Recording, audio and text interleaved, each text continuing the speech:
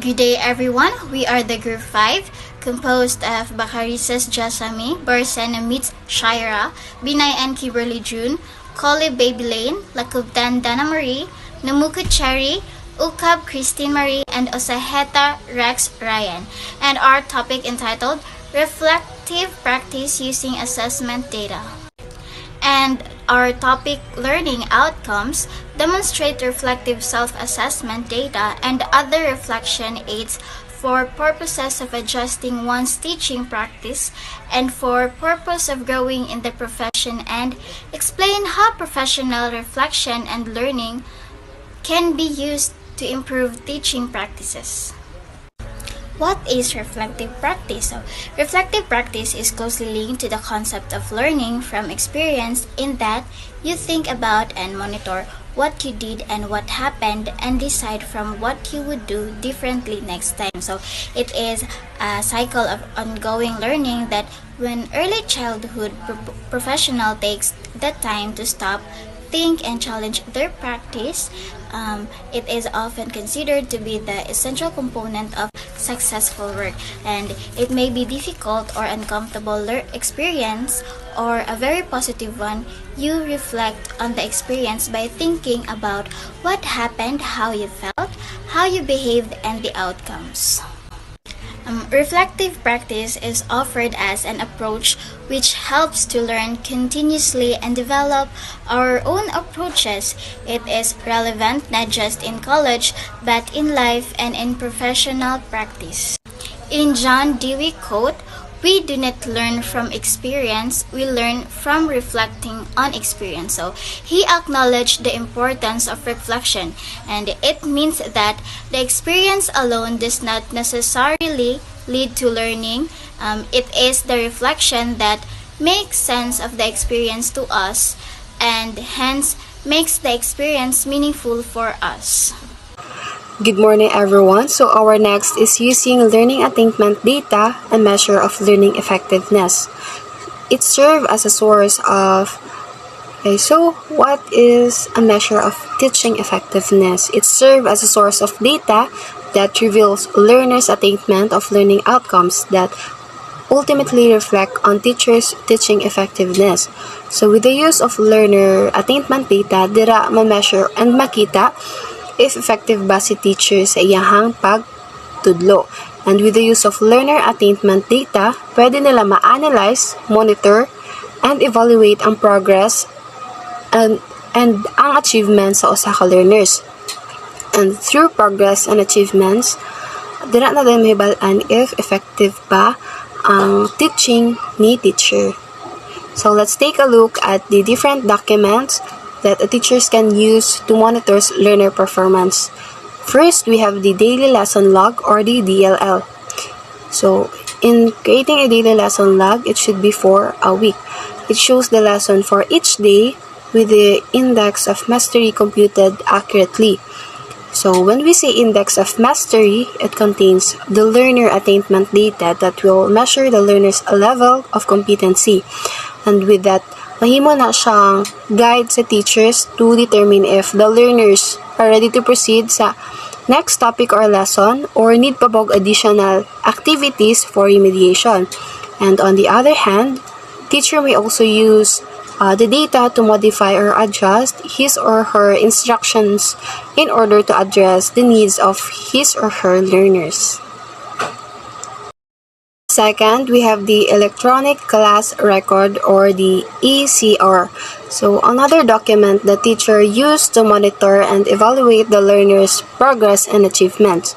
So, in using the electronic class record, including the grading sheet and summary quarterly grades, so it allows teachers to monitor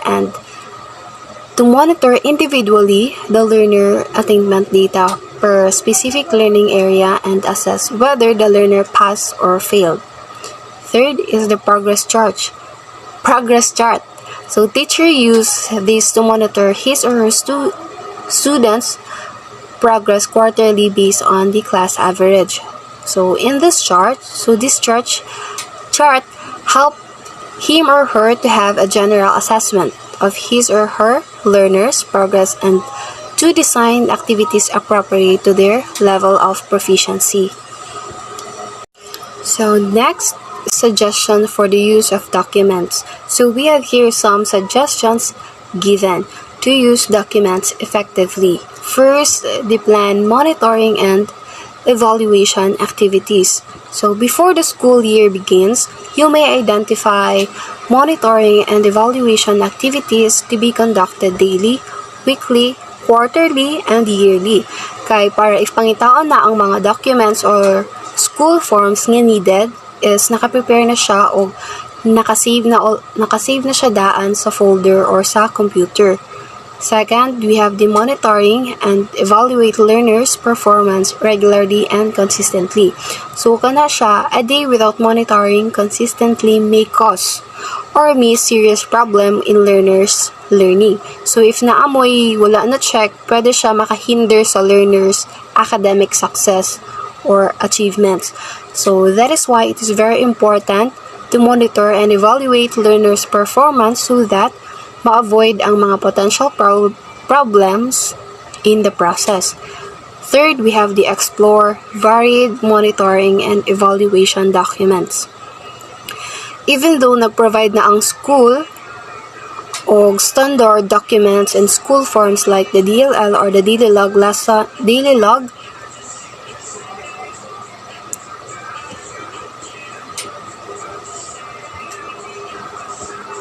daily lesson log and the electronic class record, pwede Japon mo maka-create og new that can help to monitor and evaluate the process. So, example, ang paggamit og checklist. So, daily checklist para matrack ang learners' performance. So, another is the anecdotal record. So, what is anecdotal record? It is a brief notes teachers take as they observe children. So this strategy is to gain more individualized assessment of the learner's progress. Next is to validate monitoring and evaluation documents to ensure the accuracy of learning attainment data. So we can use a number of monitoring and evaluation documents. However, we must ensure that those documents are valid, reliable, such as those provided by the DepEd. So it is a must to make some research and testing the assessment documents before using them para ma-evaluate ang learners accurately and fairly. And last, we have the involve the learners in certain types of monitoring and evaluation. So, handling a large class will be hard for monitoring and evaluating. That is why we can use to have a group or peer monitoring within the class or check within the class and check their progress weekly. Other ways of evaluating learner achievement. So we have the item analysis. Item analysis is a process which examines learners' responses to individual test items in order to assess the quality of each test items and of the test as a whole. So, item analysis is to improve test items and to enhance the teacher's skills in test construction and to identify specific areas which needs improvement. So, an effective item analysis starts from a carefully written test based on the table of specifications or the TOS. So, the teacher makes sure that the test construction or the given test to the students or learners aligns with the TOS. So, the result of an item analysis may inform the teacher of the necessary interventions that we can provide to the learners because item analysis is the act of analyzing student responses to individual exam questions with the intention of evaluating exam quality. So, it is an important tool to uphold test effectiveness and fairness. Next is frequency table with mean score, standard deviation, and mean percentage. So, it may also measure learner achievement by using frequency table for pre-test and post-test results.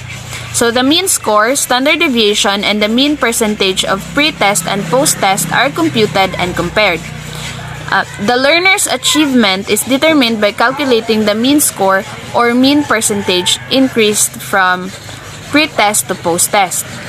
So the importance of the frequency table is to record the number of observations and is useful for analyzing and organizing data.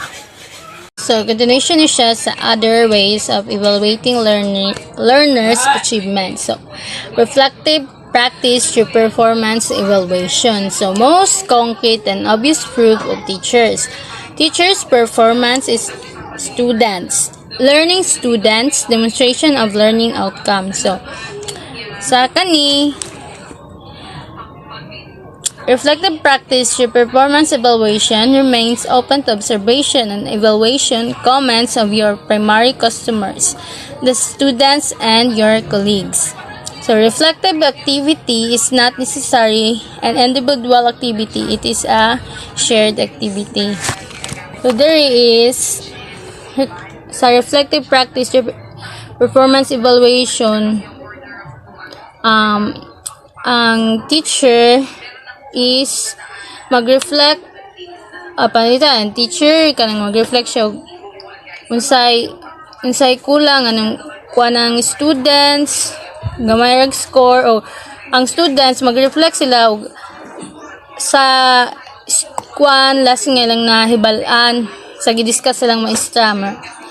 Then some important reminders for teachers and schools to benefit the optimum. Evaluation from each sector of evaluator must not be viewed on isolation. Ang number 2 is teacher must remain reflective, honest, and open to others' comments and observations. So, dapat open-minded ang teacher kung unsay i-comment sa iya sa students o sa yang mga kauban. Next is students as evaluators. Making students' evaluation meaningful. So, calls for something that is deliberate, empowering, far, and reaching and sustainable. So, kani siya, students as an evaluator, dako should ang patabangan niya sa school.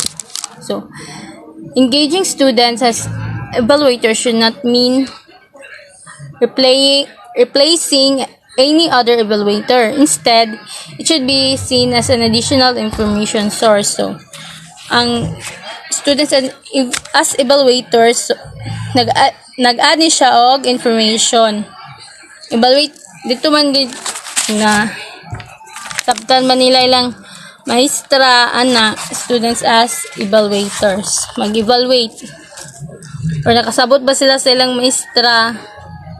Sige pang tudlo sa maestra pagka at the end mag-evaluate ang teacher ay ang students sa teacher. So good day everyone, I am Donna Marila Hobdan and today I will be reporting peer as evaluators. So what is peer as evaluators? Peer evaluation or peer review is a type of performance evaluation that is done by one or more people of matching competencies. So this is a method employed to preserve the quality standard at a desired level and improve productivity and performance. So meaning it improves understanding on your own work. Peer evaluators, your peer will give you advice, will give you some techniques, and that advice you can use it to improve your work, to improve your teaching. So that is peer as evaluators. So this there are many examples of peer as evaluators. So I will give it some. First is the discussing the observation. So example, you attend a training event where a new learning strategy was introduced. So you could use your peer observation to get constructive feedback on how this strategy would work in your situation. So in a seminar, maghatag sila og mga new techniques. So you can use your peer observation to use para magamit nimo ang mga bag-o nga techniques nga gihatag para mahibal-an nimo if ilang strategy is mag-work sa imuhang situation. Next, example is writing letters that invite reflection. So the letters contained portion written by the pair jointly and section written by each of the teachers separately. So first, each pair of writers tried to capture the essence of the person they were writing about.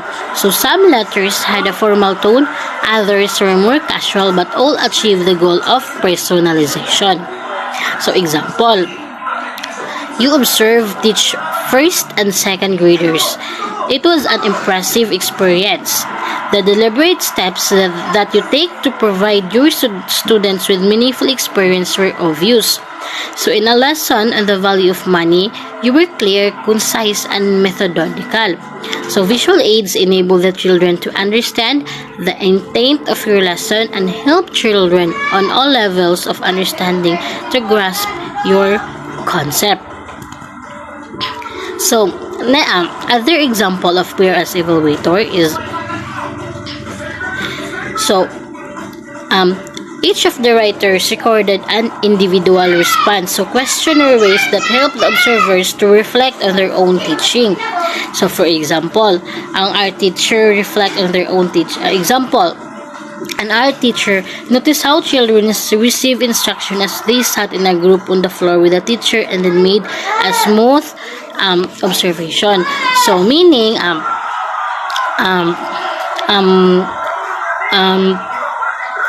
so as a teacher dapat ma-observe jud nimo kung unsa ang mga lihok sa imong estudyante, just like kanang unsa ang mas dali nila nga masabtan, unsa nga part, unsa nga techniques, unsa nga strategy ang pwede nimo magamit para mas madali nila masabtan ang imong gina-deliver nga lesson. The next another example of observing teachers' personal response to the same teacher. So you and I recently had a conversation about tone of voice in the classroom. So you were concerned about whether or not you were expressive enough when interacting with your students. So believe me, you captivate your students. In addition to your voice intonation, your facial expression keep children glued on what you are doing. So it is a humbling experience to witness your high level of organizational skills. Your day is carefully orchestrated for the benefit of you and your students. Will I ever be as thorough in my planning? So you anticipate a variety of outcomes so that you can make adjustment for them. So duha ka teacher na nagstorya about the tone of the voice in the classroom. So isa ka teacher naghatag siya og kanang suggestion sa yang isa ka teacher nga madali daw nimo ma-captivate imong students if imong voice intonation, imong facial expression is parehas sa imong ginabuhat.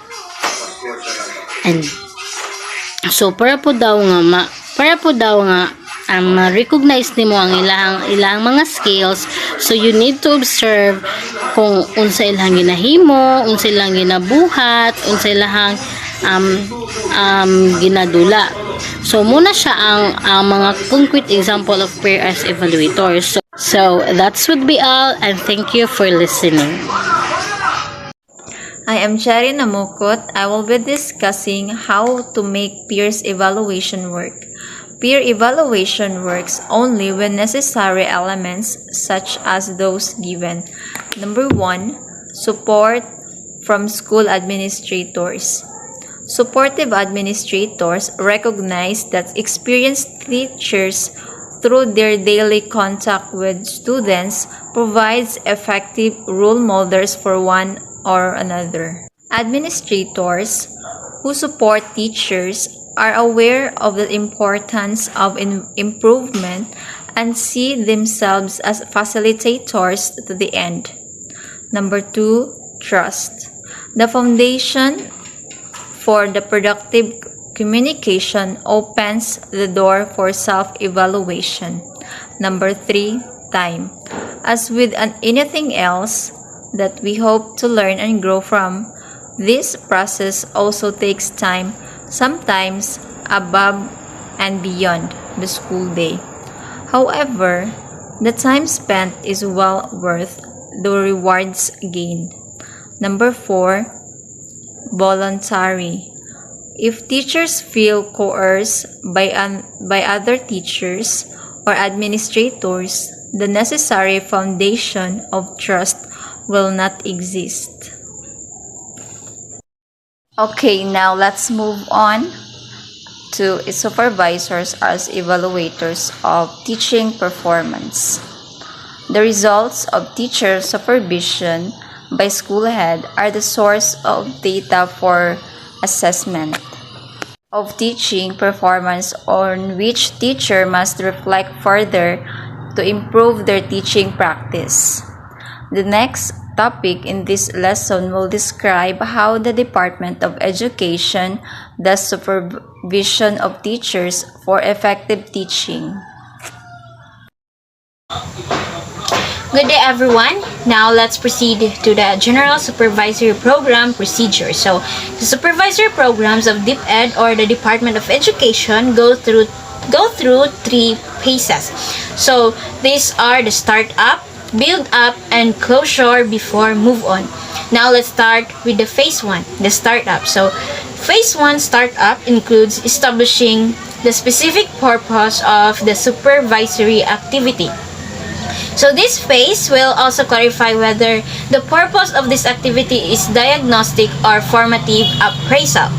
Next is the phase 2, the build up. So phase 2 build up specifies the supervisory activities that may occur on-site or off-site. So on-site is on school and off-site is outside the school. So for this phase is on where the activities will happen.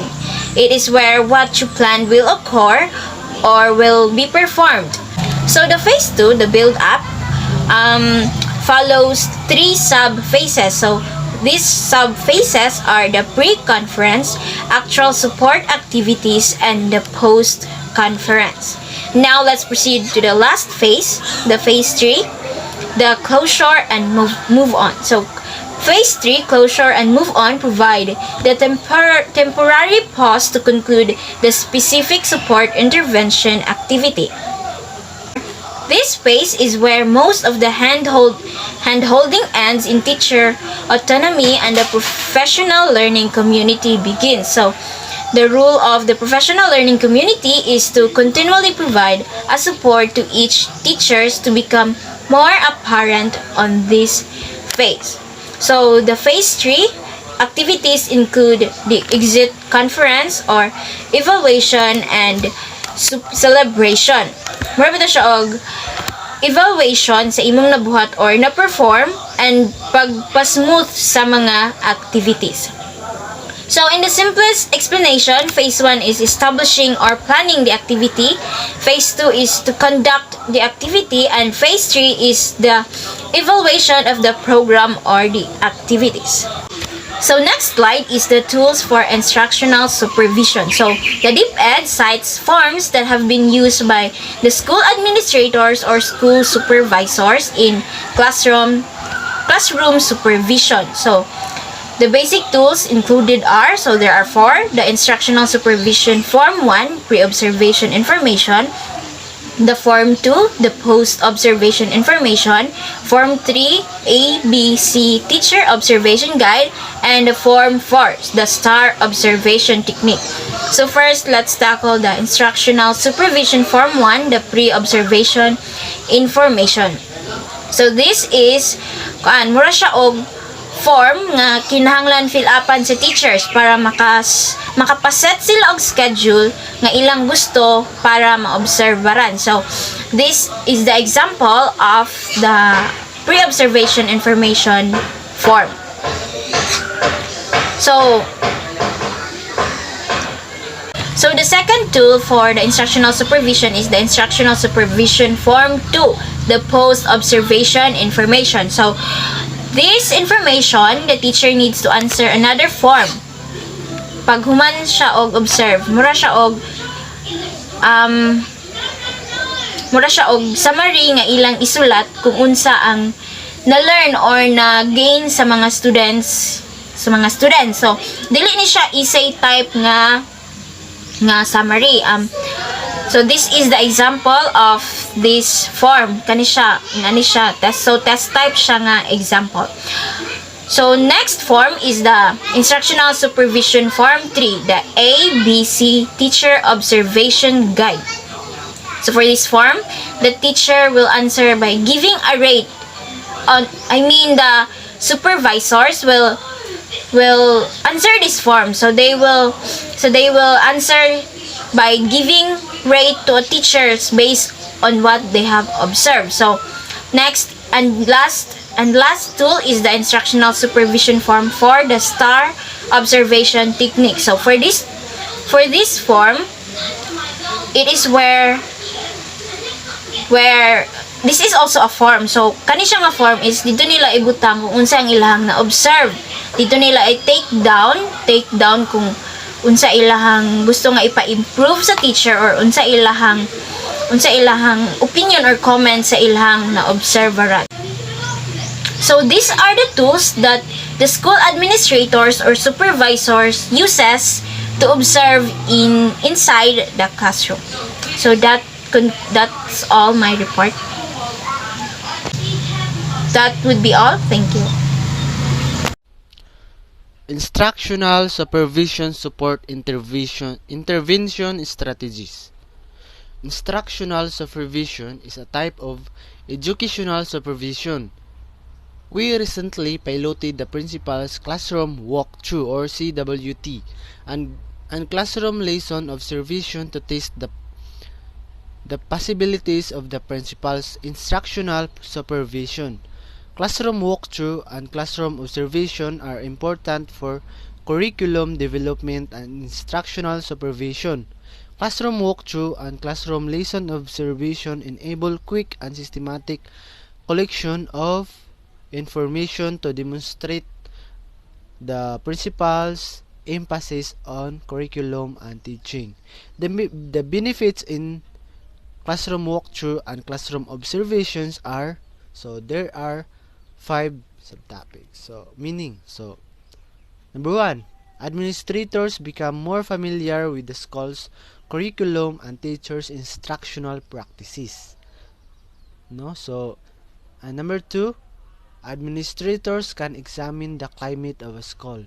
Number 3, a team atmosphere develops as teachers and administrators examine instruction and student motivation and achievement.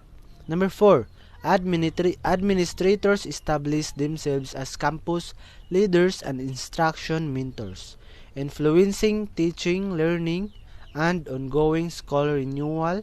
And lastly, number 5, the students see that both administrators and teachers value and observe instruction and learning. Then, there are 6 subtopic about the instructional supervision support intervention strategies. First is the study groups. So, conduct the studies with groups. And second, the action research. So conduct a research. Number 3, peer teaching or coaching. So coaching. And then number 4, mentoring.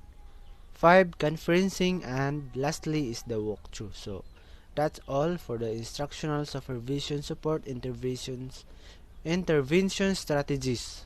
And thank you. God bless us all.